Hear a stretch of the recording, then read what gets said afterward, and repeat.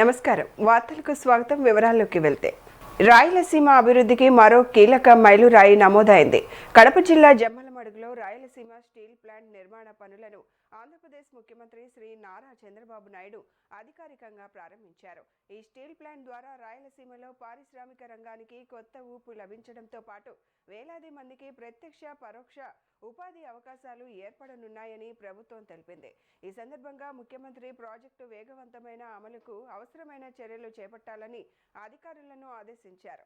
రాయలసీమను పారిశ్రామికంగా మరింత బలోపేతం చేసే ఈ ప్రాజెక్టు ప్రాంత అభివృద్ధికి కీలకంగా మారనుందని అధికారులు ఆశాభావం వ్యక్తం చేస్తున్నారు.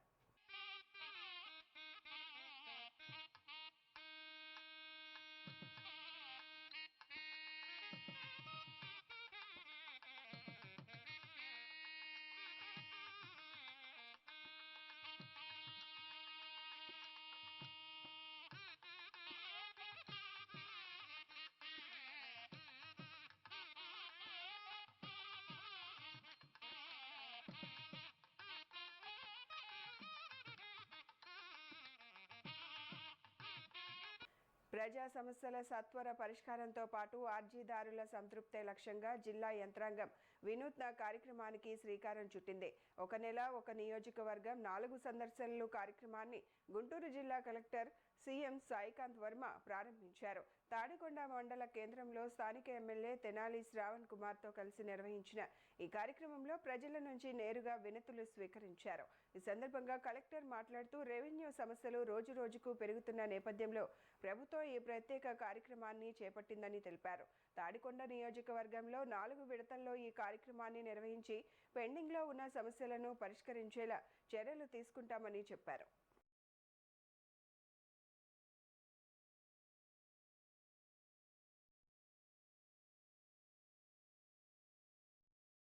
హనుమకొండ జిల్లా హసన్పర్తి మండలం అనంతసాగర్ గ్రామంలో భూ వివాదం తీవ్ర చర్చనీయాంశంగా మారింది. తమ కుటుంబానికి చెందిన వ్యవసాయ భూమిని మోసపూరితంగా అక్రమంగా బదిలీ చేశారంటూ బాధిత కుటుంబం ఆరోపిస్తోంది.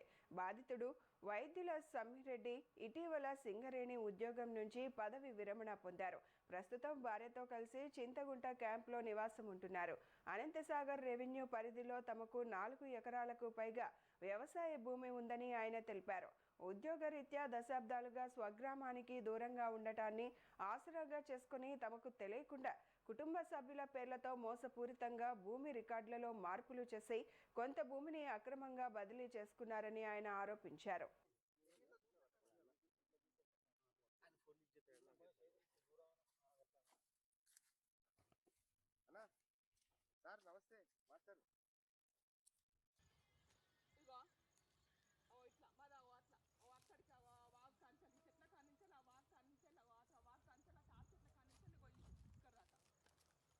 వరంగల్ నూతన బిషప్గా ఫాదర్ దుగ్గింపూడి విజయ్ పాల్ ఎన్నికైన సందర్భంగా కాజీపేటలోని ఫాతిమా చర్చ్ కమ్యూనిటీ హాల్లో నిర్వాహకులు విలేకరుల సమావేశం నిర్వహించారు. ఈ సందర్భంగా వారు మాట్లాడుతూ జూలై 3వ తేదీ ఉదయం 10:30 ఫాదర్ దుగ్గింపూడి విజయ్ పాల్ బిషప్గా పీఠాధిపతి అభిషేక కార్యక్రమం ఘనంగా జరగనున్నట్లు తెలిపారు.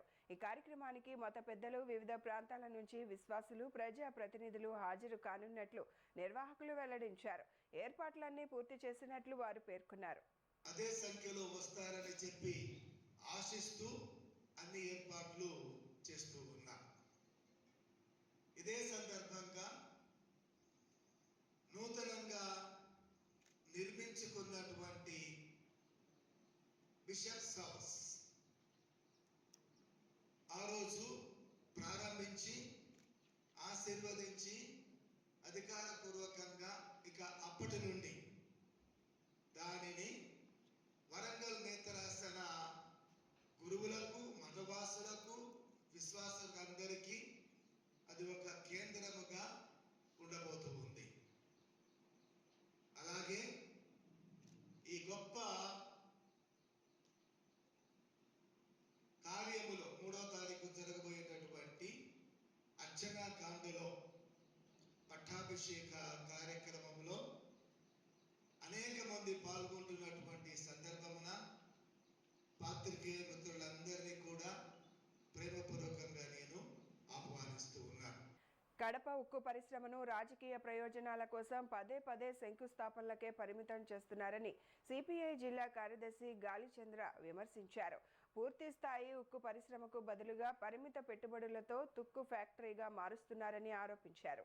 ప్రభుత్వ రంగంలోనే పూర్తి సామర్థ్యంతో ఉక్కు పరిశ్రమను నిర్మించి జిల్లా అభివృద్ధిపై ప్రభుత్వం చిత్తశుద్ధి చూపాలని డిమాండ్ చేశారు. కడప ఉక్కు ఫ్యాక్టరీ శంకుస్థాపన కాదు ఉక్కు ఫ్యాక్టరీ పనులు జరుగుతూ ఉంటే పరిశీలనకు వస్తున్నాడు చంద్రబాబు నాయుడు అని చెప్పి నానా యాగి చేస్తూ ఉన్నారు జిల్లా యంత్రాంగము, ఇక్కడ ఉన్నటువంటి అధికార పార్టీ ఎమ్మెల్యేలు. దీంట్లో మేము భారత కమ్యూనిస్ట్ పార్టీ ఒకటి చెప్పదలుచుకున్నాం.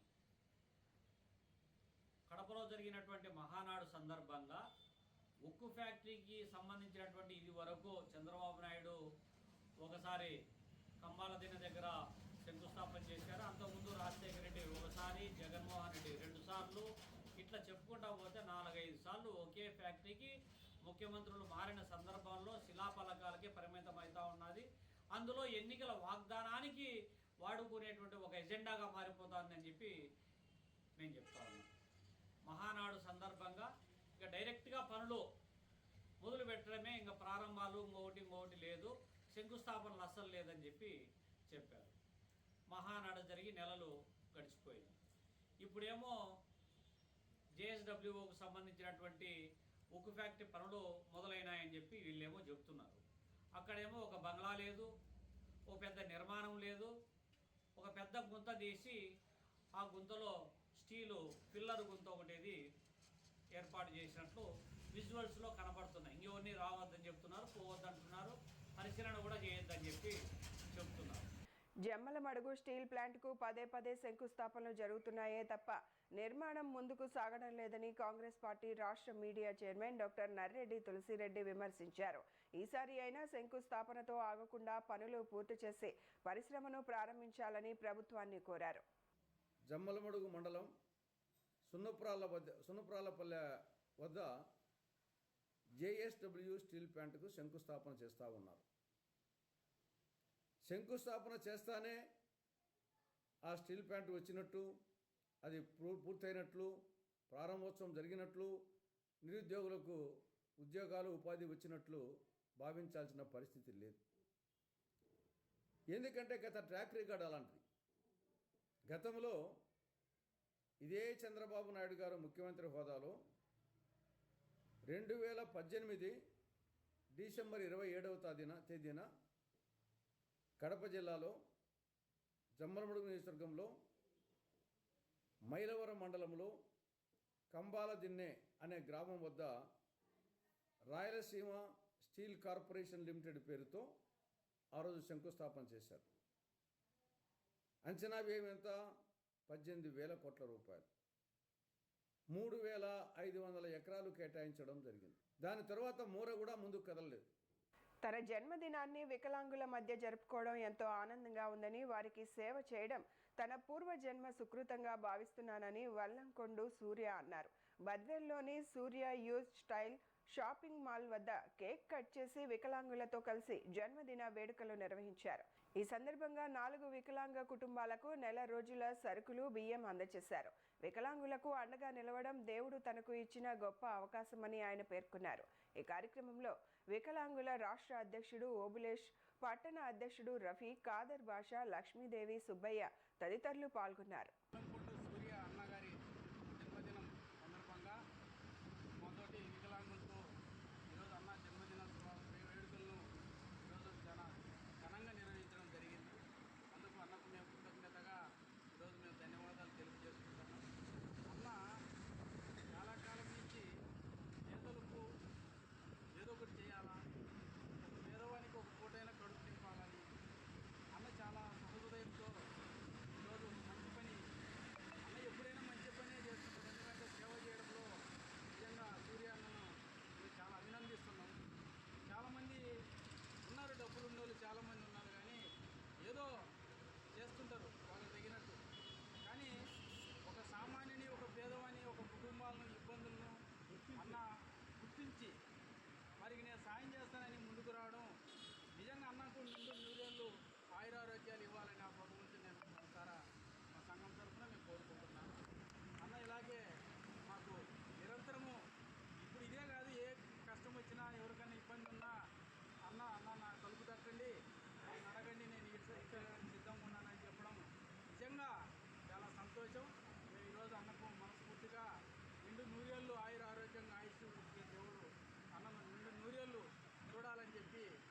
హృదయపూర్వకంగా కోరుకుంటూ మరొకసారి అందరికీ జన్మదిన శుభాకాంక్షలు. అనంతపురం జిల్లా కళ్యాణదుర్గం పట్టణ శివార్లలో అటవీ ప్రాంతంలో అభివృద్ధి చేసిన నగర వనాన్ని ఉప ముఖ్యమంత్రి పవన్ కళ్యాణ్ వర్చువల్ విధానంలో ప్రారంభించారు. ఈ కార్యక్రమంలో ఫారెస్ట్ కన్జర్వేటర్ యశోదాబాయి, గోల్డెన్ బెల్స్ పాఠశాల ప్రిన్సిపల్ సిస్టర్ ఆన్సీ థామస్ పాల్గొన్నారు. కేంద్ర ప్రభుత్వ సహకారంతో రాష్ట్ర వ్యాప్తంగా ప్రారంభమైన 18 నగర వనాల్లో కళ్యాణదుర్గం నగర వనం కూడా ఒకటని, దాదాపు 50 ఎకరాల విస్తీర్ణంలో అభివృద్ధి చేసిన ఈ నగర వనంలో వాకింగ్ ట్రాక్, పిల్లల ఆట స్థలం, పక్షుల సందర్శనశాల, హిల్ వ్యూ పాయింట్, ట్రెక్కింగ్ సదుపాయాలు ఏర్పాటు చేశారు. పట్టణాల్లో కాలుష్యాన్ని తగ్గించి ప్రజలకు స్వచ్ఛమైన వాతావరణాన్ని అందించడమే ఈ నగర వనాల లక్ష్యమని ఉప ముఖ్యమంత్రి పవన్ కళ్యాణ్ పేర్కొన్నారు. ప్రజలు ఉదయం, సాయంత్రం వేళల్లో నగర వనాన్ని సందర్శించి ప్రకృతిని ఆస్వాదించాలని ఫారెస్ట్ రేంజ్ ఆఫీసర్ రామచంద్రుడు సూచించారు. ఈరోజు మన గౌరవ ఉప ముఖ్యమంత్రి వర్యులు శ్రీ కొనిదెల పవన్ కళ్యాణ్ గారు ఈ కళ్యాణ్ దుర్గ్ నగరవనం ప్రారంభించడం అయింది. మన కళ్యాణ్ దుర్గ్ మున్సిపాలిటీ ఏరియాలో అటవీ శాఖ తరఫు నుంచి అడవిలోనే తయారు చేసిన నగరవనం ఇది. మొత్తం 50 హెక్టర్ ఏరియాలో మనం ఈ నగరవనం తయారు చేయడం అయింది. ఇక్కడ చిల్డ్రన్కి ప్లే చేయడానికి ఉండే children play area, open gym, పగోడాలు, అలాగే వివిధ రకాల వనాలు, ప్లాంటేషన్స్, ఇవన్నీ కూడా మనం తయారు చేయడం అయింది.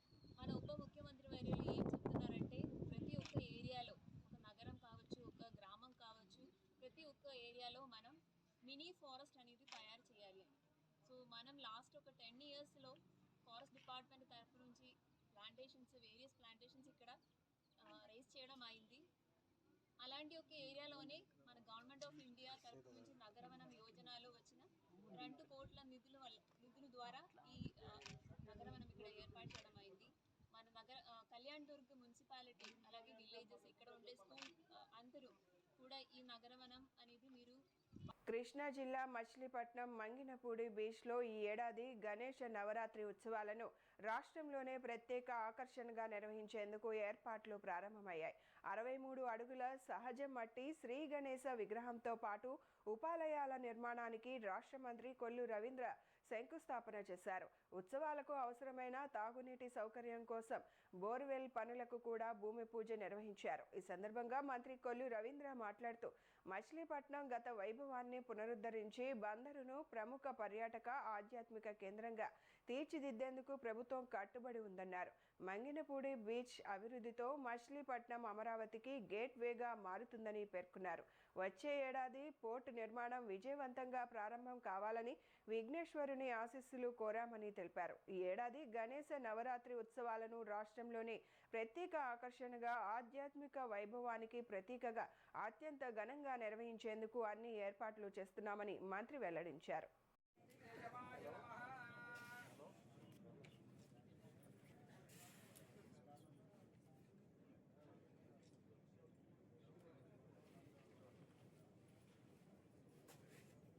ఓం కేశవాయ స్వాహ, ఓం నారాయణాయ స్వాహ, ఓం మాధవాయ స్వాహ, ఓం గోవిందాయ నమః, విష్ణువే నమః, మసూనాయ నమః, త్రివిక్రమాయ నమః, వామనాయ నమః, శ్రీధరాయ నమః, ఋషికేశాయ నమః, ప్రణవాయ నమః, దామోదరాయ నమః, వాసుదేవాయ నమః, బ్రహ్మర్షి దేవి గాయత్రి చంద్ర పరమాత్మ దేవత ప్రాణాయామ నియోగః. ఓం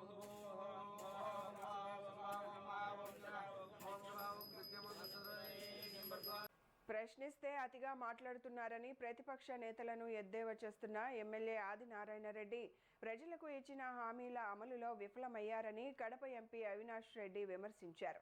కడప జిల్లా జమ్మలమడుగు మండలం దేవగుడి గ్రామంలో మాజీ సీఎం వైఎస్ రాజశేఖర రెడ్డి విగ్రహ ధ్వంసం ఘటన రాజకీయంగా తీవ్ర చర్చనీయాంశంగా మారింది. గుర్తు తెలియని వ్యక్తులు విగ్రహాన్ని ధ్వంసం చేశారంటూ వైఎస్ఆర్ కాంగ్రెస్ పార్టీ నాయకులు, కార్యకర్తలు నిరసన కార్యక్రమం చేపట్టారు. పట్టణంలోని వైసీపీ కార్యాలయం నుంచి పోలీస్ స్టేషన్ వరకు కడప ఎంపీ అవినాష్ రెడ్డి, ఎమ్మెల్సీ రామసుబ్బారెడ్డి, మాజీ ఉప ముఖ్యమంత్రి అంజద్ బాషా, ప్రొద్దుటూరు మాజీ MLA Rajamallu Sivaprasad Reddy, Badvel MLA doctor Sudha తదితరులు ర్యాలీ చేపట్టారు. దేవగుడి గ్రామంలో ఏర్పాటు చేసిన వైఎస్ఆర్ విగ్రహాన్ని ధ్వంసం చేయడాన్ని ఖండించిన నాయకులు ఘటనపై సమగ్ర విచారణ జరిపి బాధ్యులపై కఠిన చర్యలు తీసుకోవాలని డిమాండ్ చేశారు.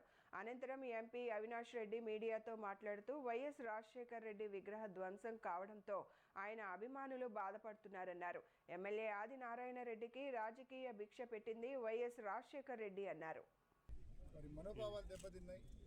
వారందరి తరఫున ఇవాళ నేను, నాతో పాటు మా రామ్ సుబ్బారెడ్డి అన్న, ఈ నియోజకవర్గ వైసీపీ ఇన్ఛార్జ్ మరియు ఎమ్మెల్సీ, అదేవిధంగా మా ఎమ్మెల్యే సుధమ్మ గారు, అదేవిధంగా మా రాచమల్లి శివప్రసాద్ రెడ్డి గారు, మాజీ డిప్యూటీ సీఎం అంజద్ బాషా గారు, అందరం కూడా వచ్చి ఈ నియోజకవర్గంలోని కార్యకర్తలు, నాయకులు అందరితో పాటు పోలీస్ స్టేషన్ వరకు ర్యాలీగా వచ్చి పోలీస్ స్టేషన్లో ఇవాళ కంప్లైంట్ ఇవ్వడం జరిగింది.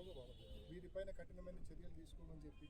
నిజంగా ఒక్కసారి ఆదినారాయణ రెడ్డి అనే వ్యక్తి ఆలోచించాలా, అన్నం పెట్టిన చేతిని నరకడం కాదా ఇది ఆయన చేసిన పని. రాజశేఖర రెడ్డి గారి వలన మీకు రాజకీయ భిక్ష పెట్టింది రాజశేఖర రెడ్డి గారు. రాజశేఖర రెడ్డి గారి వలన ఈరోజు మీ కుటుంబం ఈ పొజిషన్లో ఉంది.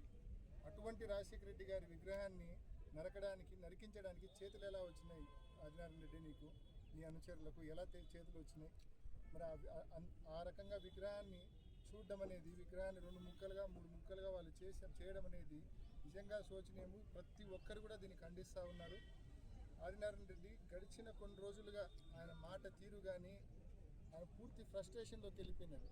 2 సంవత్సరాల కూటమి ప్రభుత్వ పరిపాలనను ఉద్దేశించి వైఎస్ఆర్ కాంగ్రెస్ పార్టీ ఏదైతే వెన్నుపోటు దినం అని పిలిపించిందో, జమ్మలమడుగులో ఆ ర్యాలీ రాష్ట్రంలో ఎక్కడా లేని విధంగా దాదాపు 10,000 మంది పైచీలకు పాల్గొని ఆ ర్యాలీని విజయవంతం చేసినారు. కడప రాజకీయాలు మరోసారి వేడెక్కాయి. కడప నగరంలోని హరి టవర్స్లో నిర్వహించిన మీడియా సమావేశంలో టీడీపీ జాతీయ ఉపాధ్యక్షులు హరిప్రసాద్ వైసీపీ అధినేత జగన్పై తీవ్ర విమర్శలు చేశారు.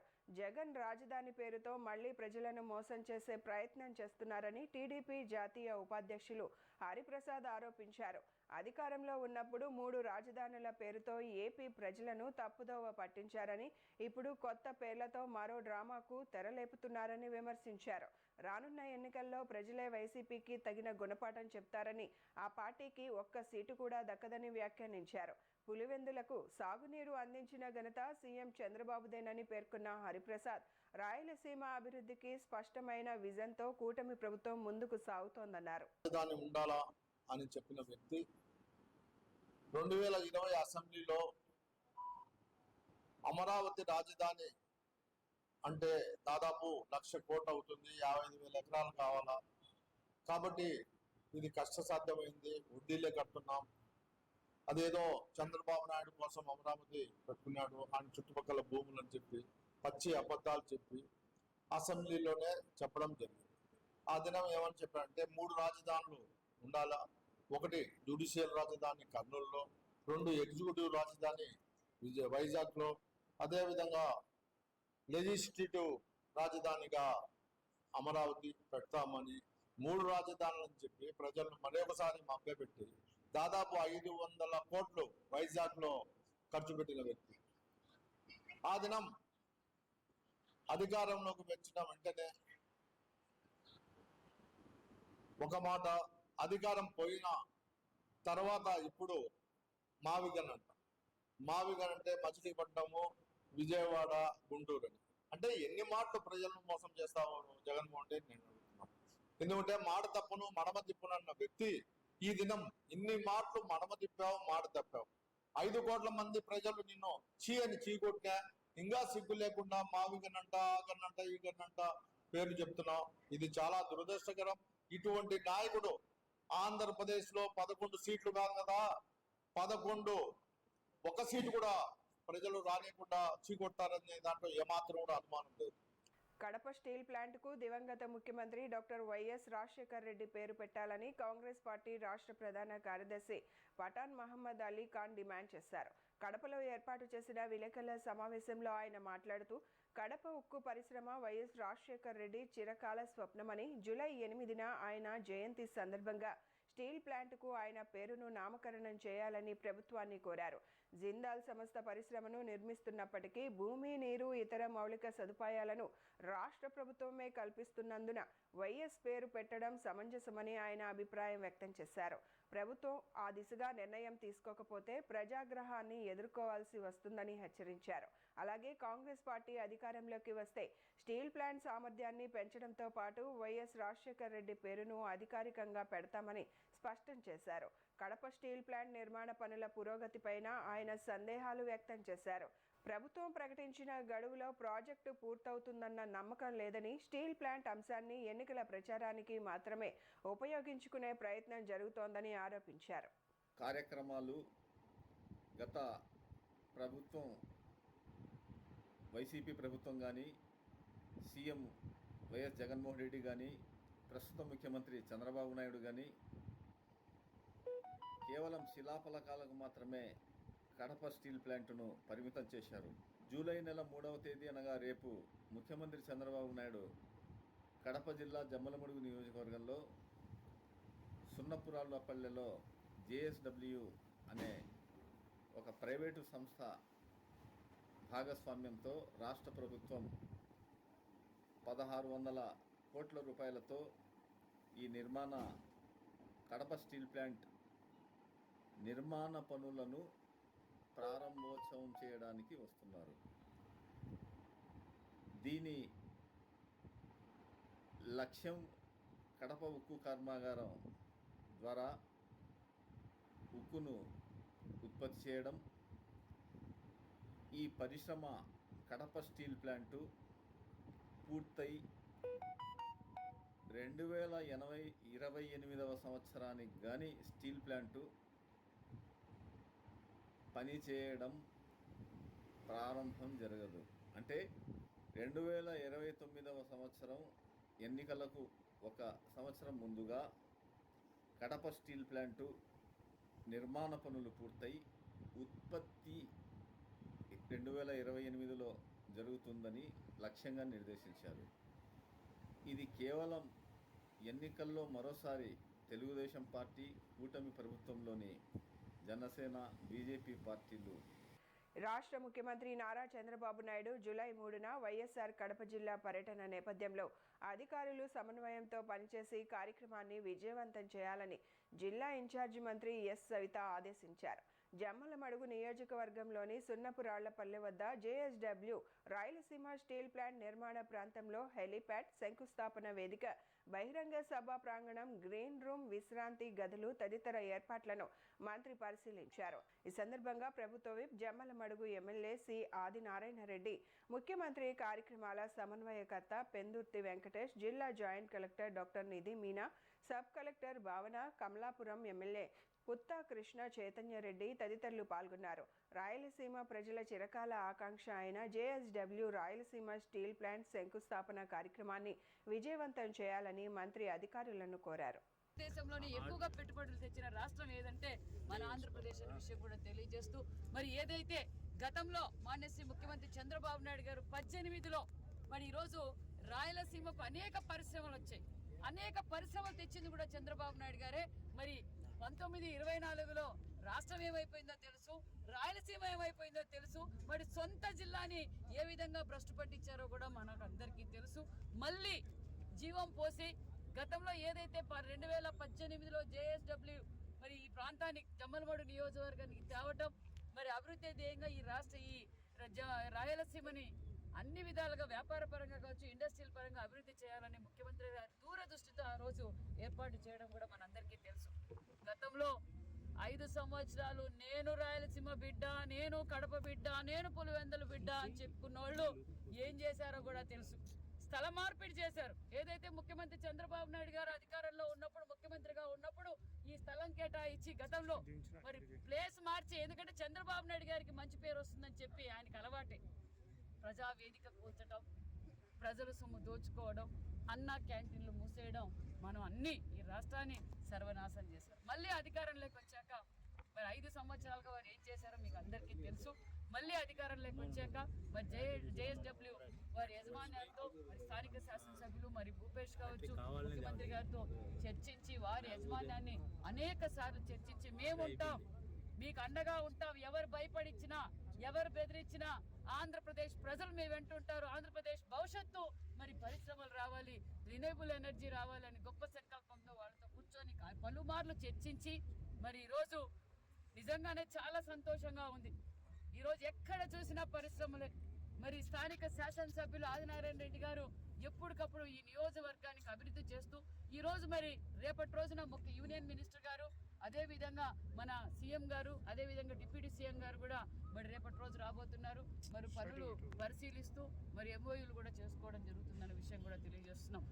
కడప జిల్లా పులివెందుల అర్బన్ పోలీస్ స్టేషన్లో అత్యాధునిక సీసీటీవీ కమాండ్ కంట్రోల్ సెంటర్ను కర్నూలు రేంజ్ డీఐజీ కోయా ప్రవీణ్, జిల్లా ఎస్పీ షెల్కే నచికేత్ విశ్వనాథ్, టీడీపీ నియోజకవర్గ ఇన్ఛార్జ్ బీటెక్ రవి ప్రారంభించారు. ఈ సందర్భంగా కమాండ్ కంట్రోల్ సెంటర్ను పరిశీలించిన అధికారులు సీసీ కెమెరాల పనితీరును సమీక్షించారు. పట్టణంలో జరిగే అవాంఛనీయ సంఘటనలు, రాజకీయ ఘర్షణలు, ఇతర నేరాలను సీసీ కెమెరాల ద్వారా పర్యవేక్షించి ఫుటేజీ ఆధారంగా నిందితులను వేగంగా గుర్తించి చట్టపరమైన చర్యలు తీసుకునేందుకు ఈ కేంద్రం దోహదపడుతుందని డీఐజీ కోయా ప్రవీణ్ తెలిపారు.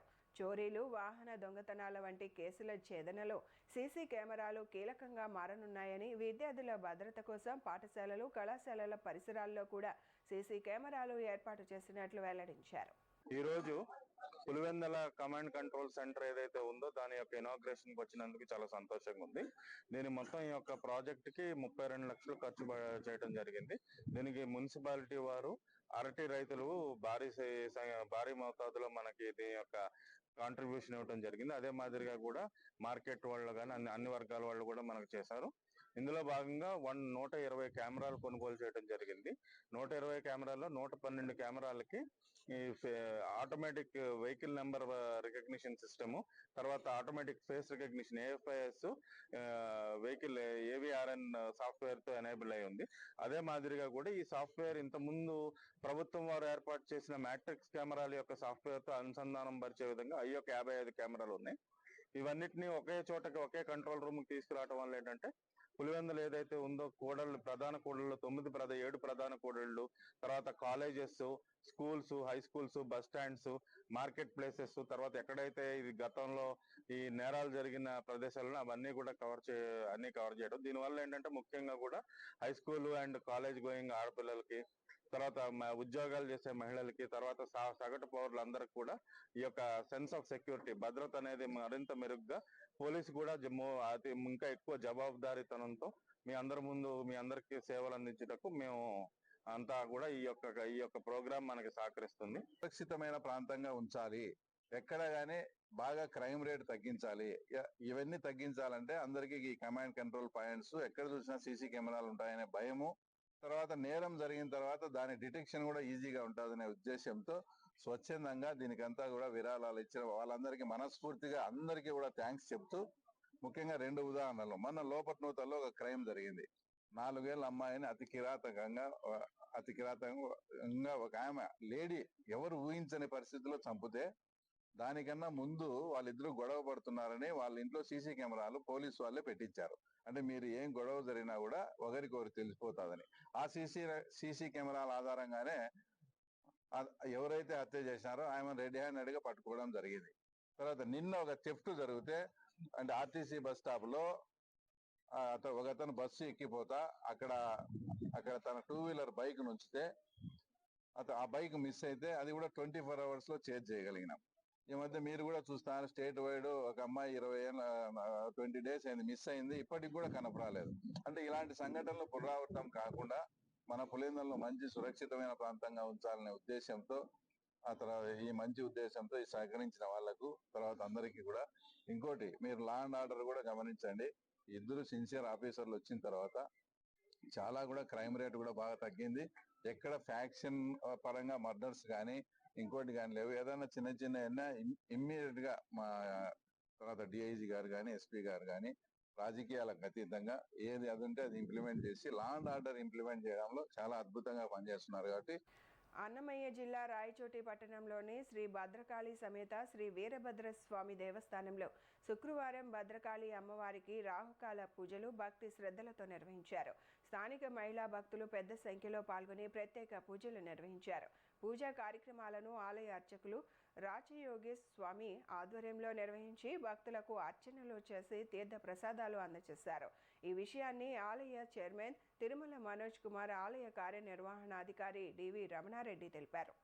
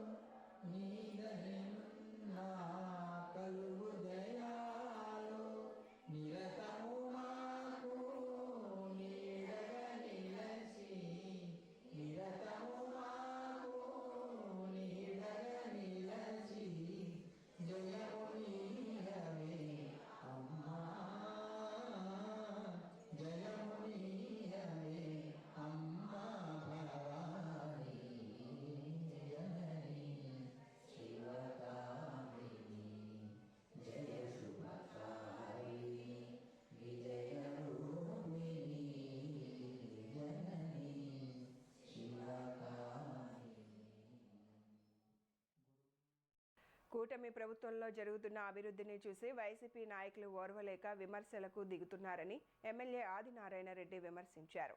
కడప జిల్లా జమ్మలమడుగు మండలం సున్నపురాళ్లపల్లె సమీపంలోని JSW Rayalaseema steel plant site వద్ద గురువారం జమ్మలమడుగు ఎమ్మెల్యే ఆదినారాయణ రెడ్డి మీడియా సమావేశం నిర్వహించారు. ఈ సందర్భంగా ఆయన తమ సొంత గ్రామం దేవగుడిలో మాజీ CM doctor YS Rajasekhar Reddy విగ్రహ ధ్వంసం ఘటనపై వైఎస్ఆర్సీపీ నాయకులు నిరసన చేపట్టిన నిరసనపై స్పందించారు.